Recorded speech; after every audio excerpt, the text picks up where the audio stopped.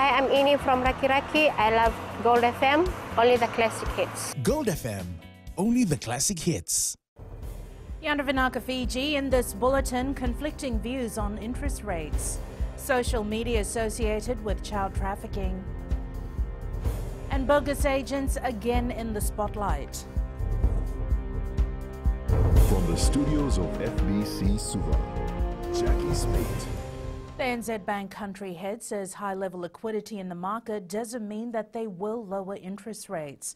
However, the Minister for Economy had stressed that high liquidity levels should allow banks to reduce interest rates to help those businesses and individuals struggling during COVID-19. Economy Minister Ayasaid Kayum says government is doing its best to help Fijians during these hard times. The Blue Bank, on the other hand, says there are certain factors that influence interest rates. I mentioned to you earlier on, by bringing in foreign debt, we're actually adding to the money supply and, of course, the increasing liquidity within the system. And that should be able to, bring down interest rates in the short to medium term. Having a lot of lower liquidity does not really mean that you have a lower interest rates. Interest rates is not only the cash driven, it is also driven in terms of the quality of the portfolio, in terms of the risk which you take, in terms of the overall capital adjustments which you have to do. The Department of Social Welfare is concerned with the use of social media to facilitate domestic child trafficking. The Social Welfare Director says they've had several cases of domestic child trafficking, and in some instances they've removed the child from their homes to protect them. Koroi Tandalala has more.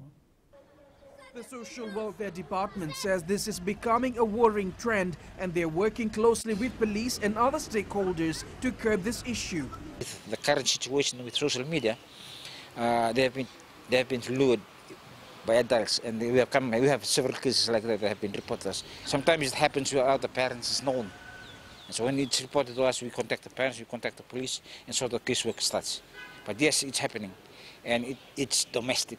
Director Rupeni Fatiaki says they've taken some extreme steps in certain cases for the safety and well-being of the victims. Like trafficking, we coming in, we do our own assessment, and if we need to remove the children, even if the parents, the danger is within the home, and the perpetrator is within the home, and the home environment is not safe, then if we have to remove the children, we'll have to remove the children. And we do that, the law allows us to do that. Save the Children Fiji says they're working with relevant bodies to spread more awareness on the issue. For us, for Save the Children Fiji, this is actually quite concerning. We are working with the Social Welfare Department, and also, at the community level. We have now moved towards establishing reporting mechanisms. And educating communities. The latest report of child trafficking and the youngest victim is an 11-year-old. Koroi Tandulala, FBC News.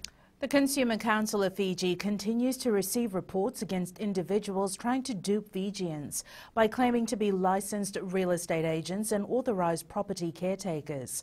Council's Chief Executive Seema Shandil says in some cases, university students have become victims of these bogus agents. Shandil says they have received reports of bogus agents taking security deposits or bond for properties they do not own. She adds fraudulent agents are preying on people's vulnerabilities as opportunities to earn money during these difficult times.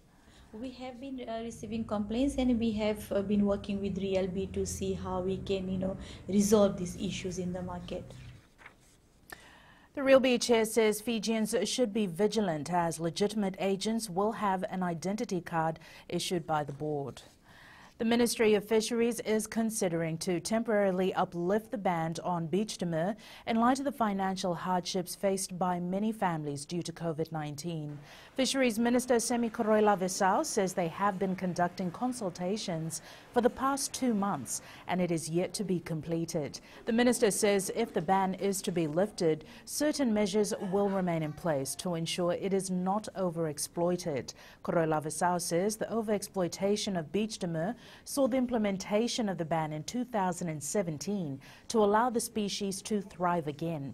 He adds the ban on the commodity is still in place and Fijians need to follow it. As you know, not only in Fiji but in the Pacific and worldwide, Beach timber is a commodity that has experienced boom and bust, which means basically that when there is a lot of resources in the water, the tendency for it to be harvested without any proper control will result in a bust or in the business in beach timber. The Fiji Roads Authority says rehabilitation work around the country can be expected from now through to November. The FRA Chief Executive Jonathan Moore says a lot of focus was placed on the rehabilitation of the Suva area in the past few months, and work will now be extended to other parts of the country. With an increased budget allocation for this new financial year, Moore says Nadi and Lambaso will see an increase in road work under their rehabilitation program. He adds the new pothole reduction program will see rehabilitation work carried out in cities and town centres. There are certain areas of the city where potholes cluster in groups and you can't repair them anymore. And they're in small areas and they don't warrant full rehab of an entire road.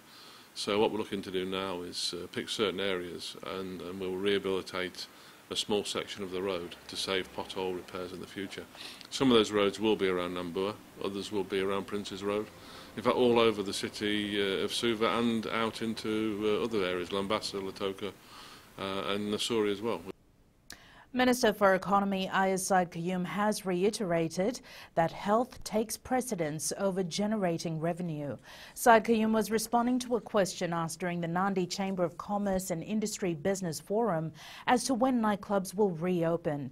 The minister says that nightclubs do generate a lot of revenue. However, like overseas, it is one of the places where an outbreak of COVID-19 has consistently occurred. He reassured operators they will be informed every time a review is carried out regarding their operations. So we don't want to preempt anything when the team comes up with the assessment. And sometimes, businesses also need to change how they, need to adapt to the new environment. In the same way that places of worship now have distancing, within that environment, conferences or how we stand, or queue up. The Levuka market must meet the requirements and satisfaction of both the consumers and vendors. This was highlighted by the Minister for Local Government, Pramila Kumar, while meeting with the Levuka market vendors yesterday. Kumar says they will hold dialogue with the vendors to do better understand what vendors think of Levuka Town Council, how they are performing, and what are some of the things people would like to see being carried out. She adds that it is important that the Levuka Town Council and the market vendors come to an agreement and work together.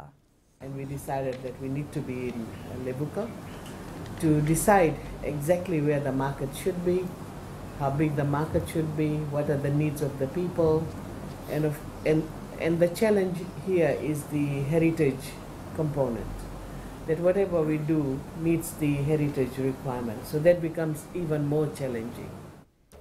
Up ahead, top 4 teams confirmed for BOG semis. And Lautoka Rugby steps up preparation.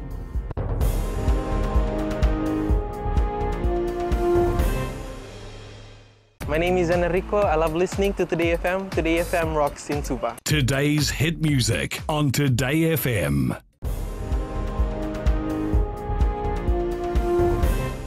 The Punja's Battle of the Giants tournament semi-finals have been confirmed.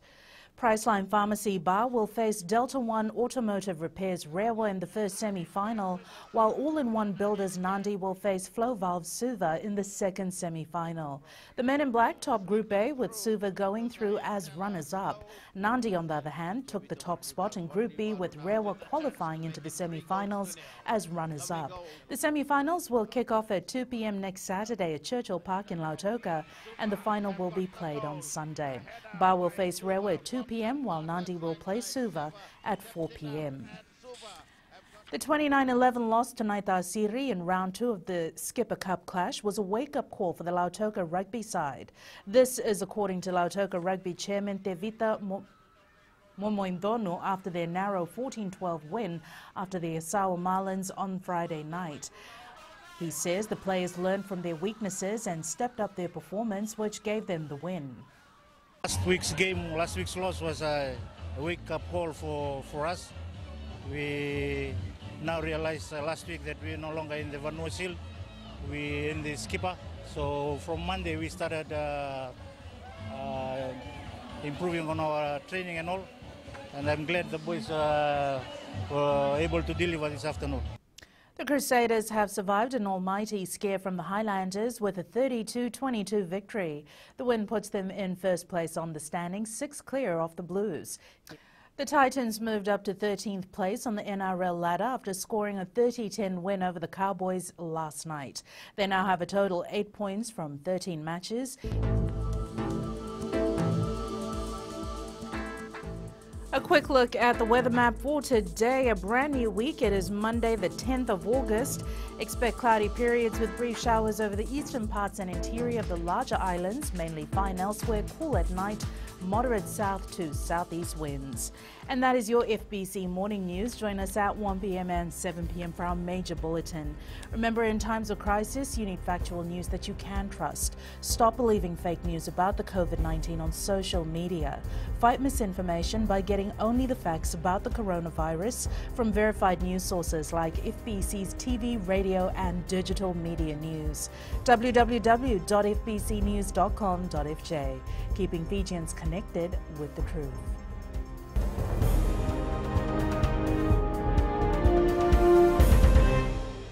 Navan go merere te lawa, go ngai tavua, ando talita kana vararonga na Radio Fiji 1 nando mai viti. Radio Fiji 1 nando mai viti.